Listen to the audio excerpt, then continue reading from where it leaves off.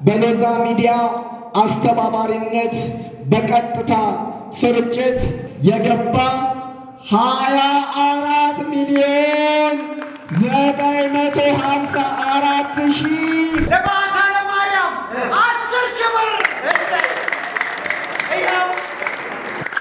መሰብሰብ በስሙ መስራት ስለ ስሙ መኖር በስሙ መሞት አይደል ምን ባያስደስተው ይህ ነው ክርስትና ይሄ ነው ሕይወት ደስ ያሰኛል እርሱ መከራን አጥፍቶ የመብርሃን ወዳጆች በሙሉ መብርሃን አላሳልፈረችንም።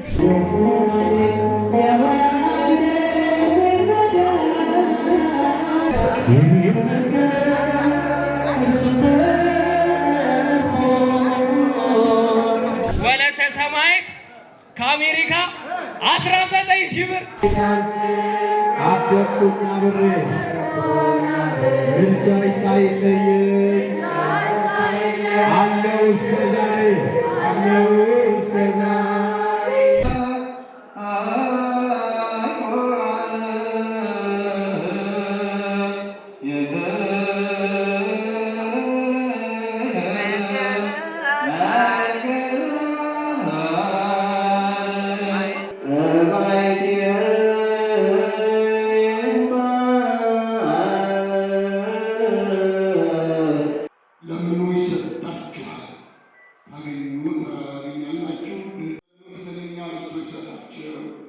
ሰዎች ሊያደርጉላቸው የምትወዱትን ሁሉ እናንተ እንዲሁ አድርጉላቸው።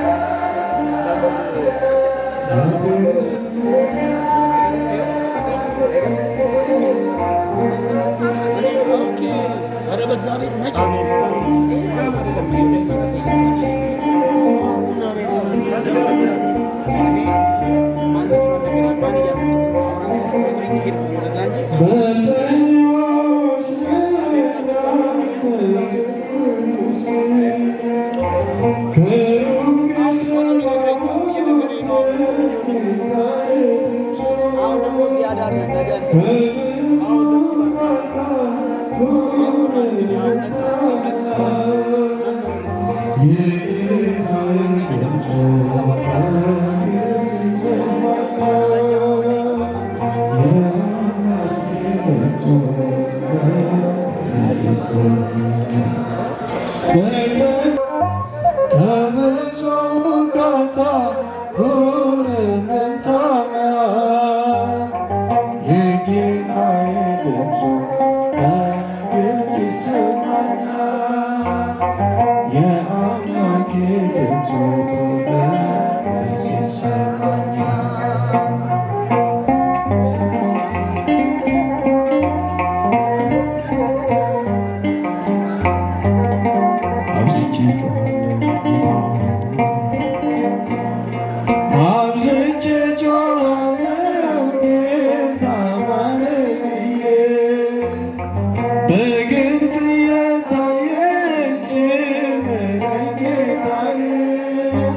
በውስጥ በደምስ ሕይወት ትዘራለች።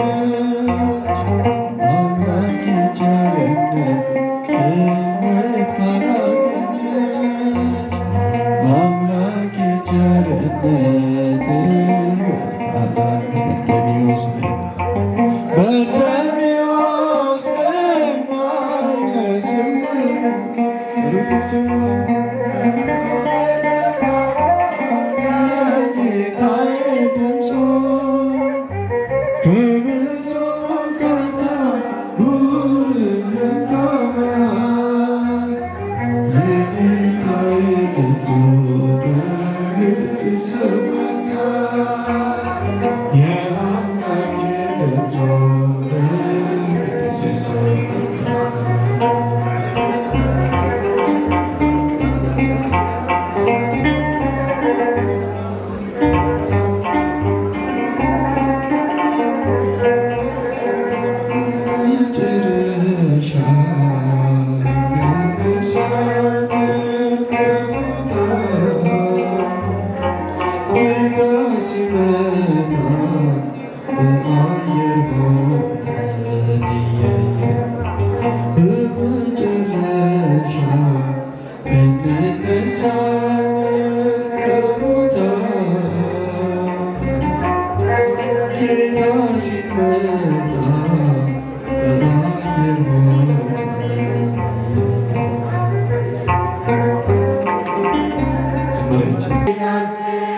አደኩኝ አብሬ ምልጃሽ ሳይለየኝ አለው እስከ ዛሬ የሕይወቴ ፊደል ከአንቺ ላይ ቆጠርኩኝ በልጅሽ አመኜ ዳግም ተወለድኩኝ። አዘምሩላችሁ ዳግም ተወለድኩኝ። ማርያም ማርያም ድገሙት። ማርያም ይደገማል። ማርያም ለመጨረሻ ጊዜ ማርያም ብዬ ስምሽን ዘምሩት እመቤቴን ያላችሁ የድንግል ማርያም ፍቅር ያላችሁ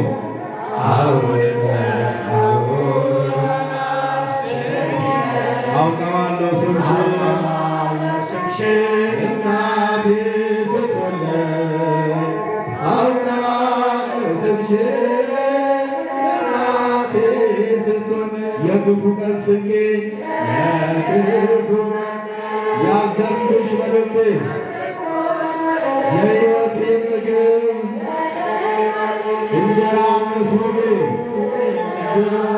እንደ ትናንትናው ዛሬም ጠራሻለሁ። የመስቀል ስር ክብሬ እንዴት ረሳለሁ? የመስቀል ስር ክብሬ እንዴት ረሳለሁ?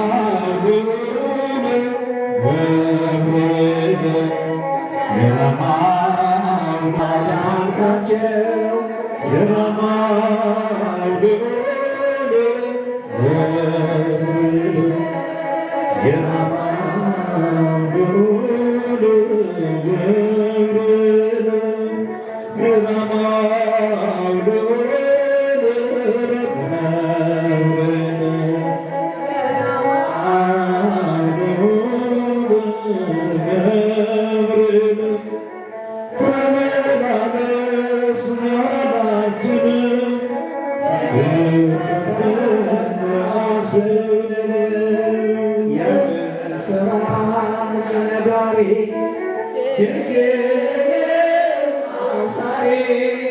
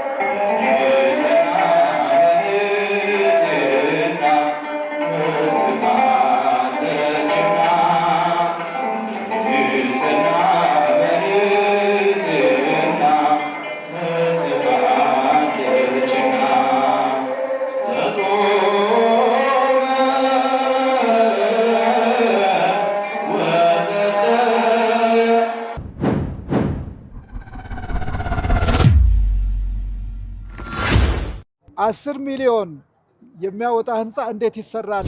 እኔ እምባ ያንቀኛል። እኔ ምንም መናገር አልችልም። በእውነት ነው የምነግራቸው። ጉዝጓዝ እየተጎዘጎዘበት ምንጣፍ እንኳን አልነበረበትም። ከ10 ዓመት በላይ ነው የቆየው።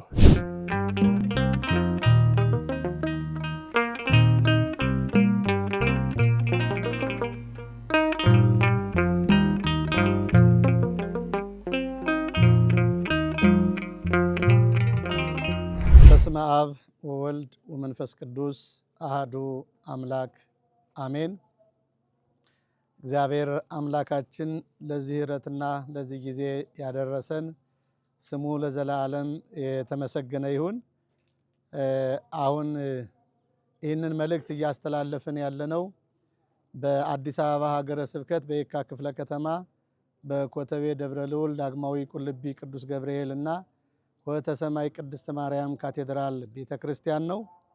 ይህ ቤተክርስቲያን የተመሰረተው በ1969 ሲሆን በሚቀጥለው በ2019 50ኛ ዓመቱን የሚያከብርበት ዓመት ነው። ስሜ ጸጋዬ ገዳ ይባላል። እዚሁ በቅዱስ ገብርኤል ካቴድራል አካባቢ ነው የምኖረው። ትምህርቴ 2 ማስተርስ አለኝ። ዩኒቨርሲቲ ማስተምራለሁ። ድሮ ከአንደኛ ደረጃ 2ኛ ደረጃ ከዛ ቀጥሎ ባሉት ደረጃዎች ሁሉ ሳስተምር ነው የኖርኩት። አሁንም ቢዝነስ ኮንሰልት አደርጋለሁ። የዛሬ 30 ዓመት አካባቢ ነው እዚህ አካባቢ መጣሁት። እዚህ በሚመጣበት ጊዜ ቅዱስ ገብርኤል ቤተክርስቲያን በመቃኞ ውስጥ ነበር የነበረው። አሁን እንደሚታየው አካባቢው ብዙ ነዋሪ አልነበረውም። እዚህ አካባቢው የምታዩት በሙሉ ጫካ ነው። ይሄ አካባቢው ብዙ ነዋሪ ሊመጣ የቻለው በ80 ውስጥ ነው እና የኮተቤ ቅዱስ ገብርኤል በመቃኞ ውስጥ እያለ በመጀመሪያ ደረጃ አሁን በምታዩት የህንፃ ቤተክርስቲያኑ ላይ የመሰረት ወጥቶ ነበረ። እሱ አግባብነት የለውም በሚል ያ መሰረቱ እንዲፈርስ ተደረገ። መሰረቱ እንዲፈርስ ከተደረገ በኋላ ከዛ በኋላ አግባብነት ባለው በጥሩ ሁኔታ ቤተክርስቲያኑ ሊሰራ በሚችልበት ሁኔታ ፕላን እንዲዘጋጅ ተደረገ። ፕላኑን ማን ይስራው በሚባል ምን ያህል ገንዘብ አለን በሚባልበት ጊዜ በወቅቱ በእውነት ከ300 ሺህ ከ200 ሺህ ብር ያልበለጠ ነበር ቤተክርስቲያኑ የነበረው እና የቤተክርስቲያኑን ፕላን ለመስራት ባለሙያዎችን እናፈላልግ ነበረ። በእውነት አሁን በህይወት ያሉ ኢንጂነር ኢሳያስ ሩይ የሚባሉ አሉ። የአርክቴክት ስራውን ደግሞ ኢንጂነር መሸሻ የሚባሉ 2 ሰዎች ነበሩ።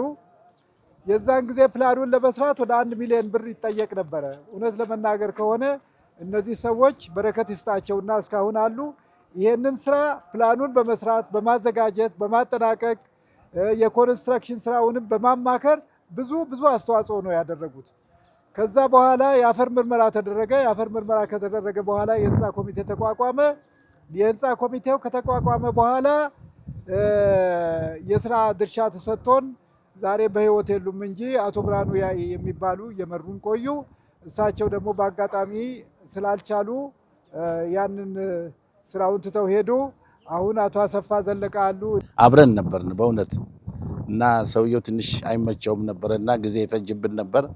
እመራቸዋለሁ ብሎ እሱ በሱ አማካይነት በእውነት ገብርኤል እዚህ ደረጃ መድረሱ በሱ አማካይነት ነው። በእውነት እንግዲህ በዛን ሰዓት እንግዲህ በሱ አማካይነት ይህንን ቤተክርስቲያን በፊት መሰረት ነበረው። መሰረቱን ተነዶ እንደገና እነዚህም አንድ ሲዘን በስንት መከራ በስንት ጦርነት እንደገና ይሄ አይነት ቤት ተሰራ እና እግዚአብሔር የተመሰገነ ይሁን። ያለ ምንም እንትን ለዚህ ደረሰ ማለት ነው። እዚህ ሲደርስ ታዲያ ዝም ብሎም አይደለም። ድንጋይ ያልነበረም ሄደን ደግሞ ወደ ጣፎ ሄደን ቦታ ገዝተን ነው ፈላጭ ድንጋይ ፈልጠን አስፈልጠን ድንጋይ ከዛ ያሳገዝ ነው እኮ እዚህን ይሄንን ቤተክርስቲያን የሰራ ነው።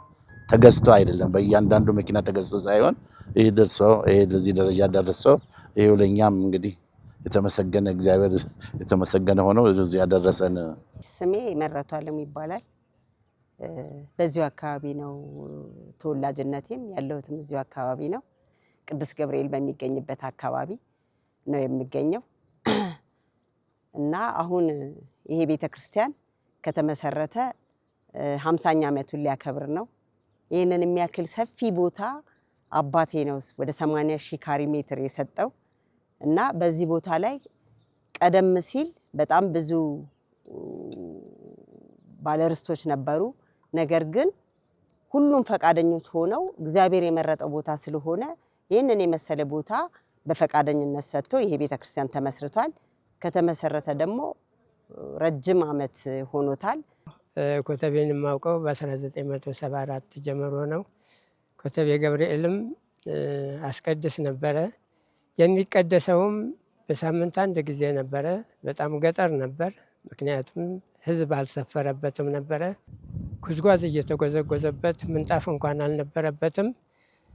ከ10 ዓመት በላይ ነው የቆየው። ያንን ሁሉ አጽድተው አካባቢውን ሁሉ ቢሮ ምንም ያሰሩት አባ ተወልደ መድኅን ናቸው።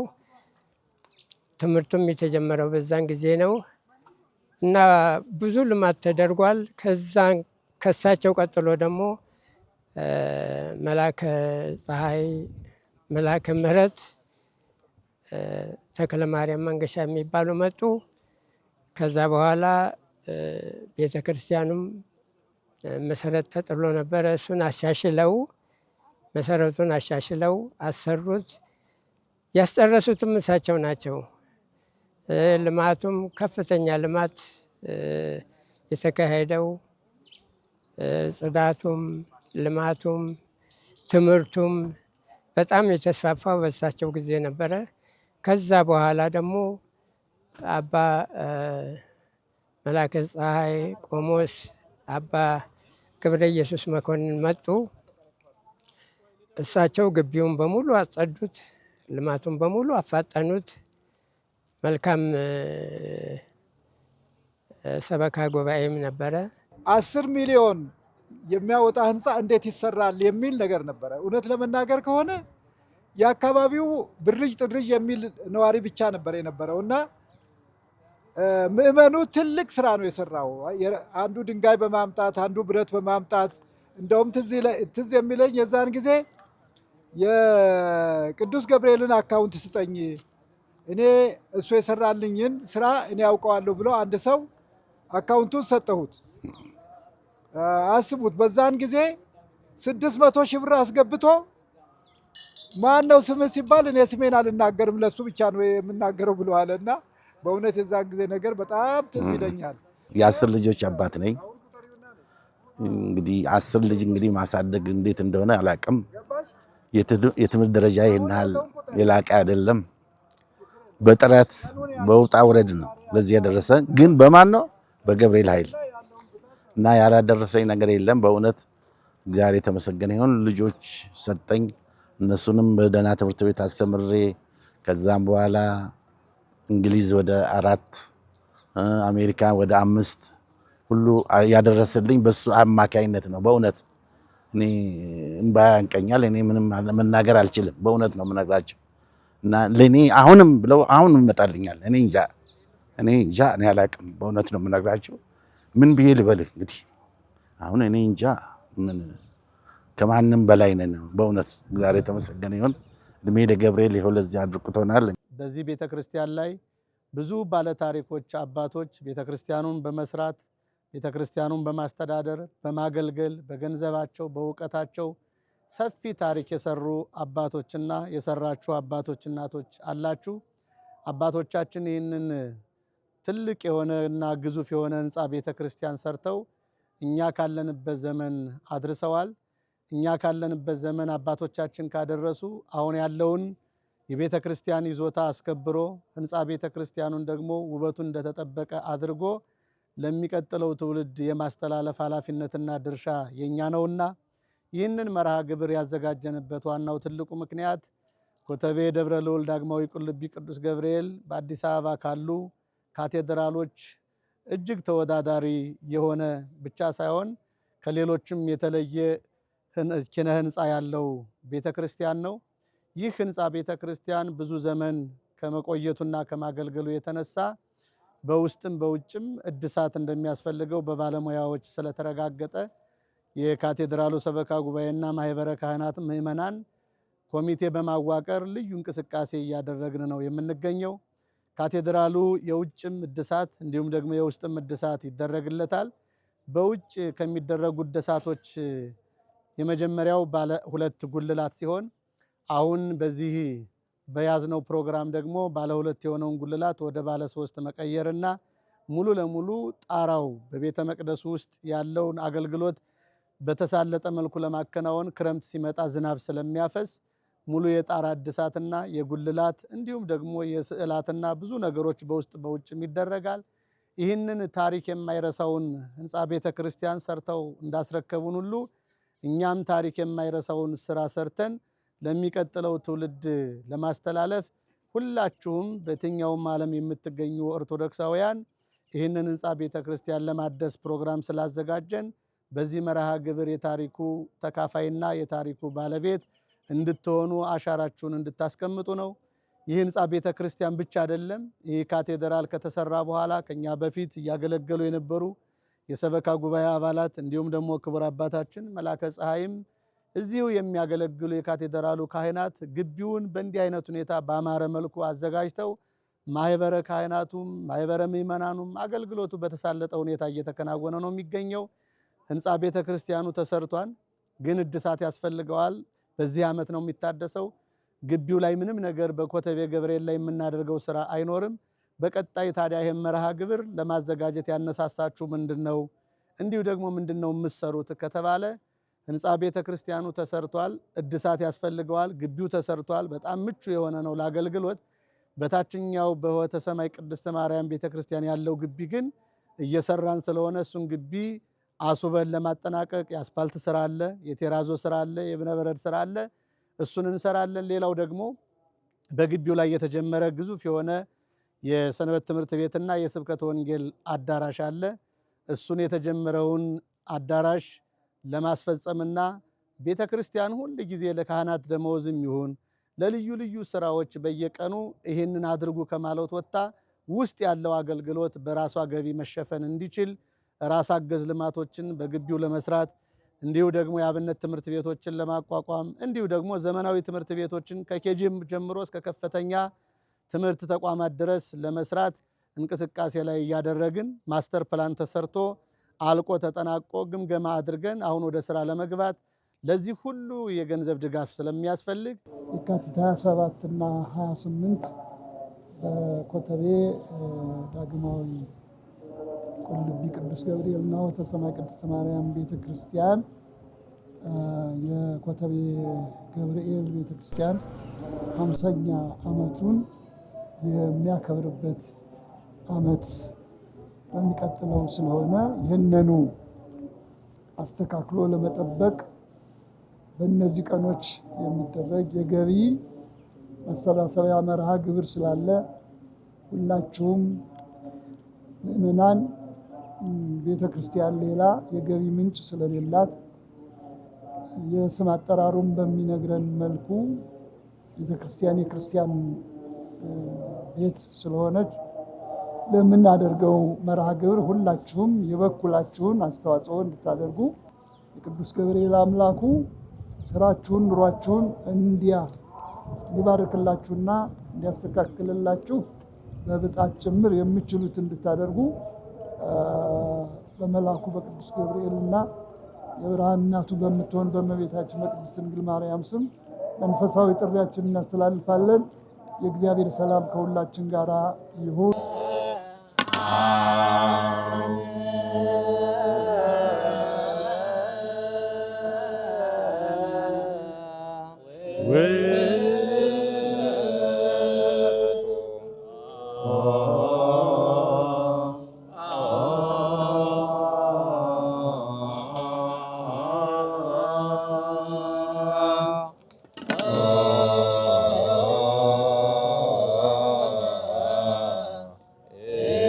Yeah.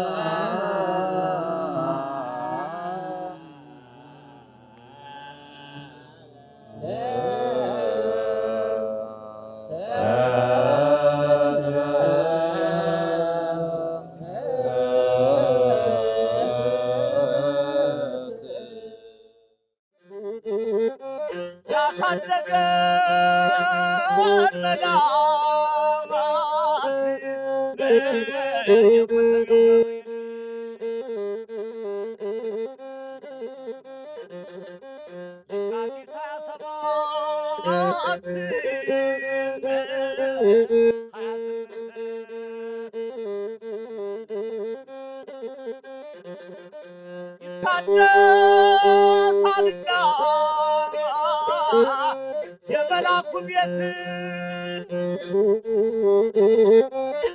እንዲደርሳችሁ በረከት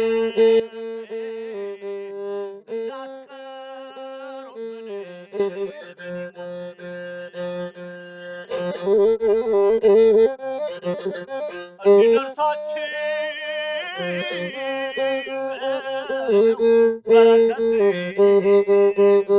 በረከት